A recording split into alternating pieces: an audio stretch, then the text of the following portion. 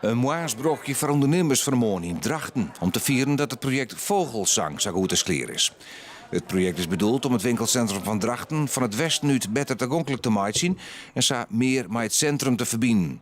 Stopjachten binnen vervangen door een rotonde en op het plak van het busstation binnen parkeerplakken online. Het is in ieder geval een entree. Men shot het centrum. Dat was altijd het probleem van Drachten. Op het moment dat je Drachten het centrum benadert, zie je alleen maar geparkeerde auto's en de achterkant van panden. En nu hebben we het centrum in feite naar buiten hellen. Zodra je dus binnenkomt, zie je ook nadrukkelijk het centrum.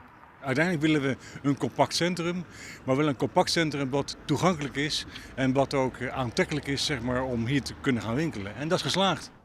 Het project Vogelzang maakt deel uit van een masterplan om het hele winkelcentrum van Drachten toegankelijker te maken. Jeder waard de omjouwing van de lawaai en het Raadhuisplein al ompakt. Het masterplan is een stuk minder ambitieus als bij de start, begin deze eeuw. Nee, appartementen, meer winkels en een casino die er vanwege gebrek aan belangstelling en de crisis net van kwam. Je kan allemaal wel grote ambities hebben en dergelijke, maar uiteindelijk gaat het erom wat is in de praktijk te realiseren. En dat hebben we nu gedaan en daar ben ik tevreden mee.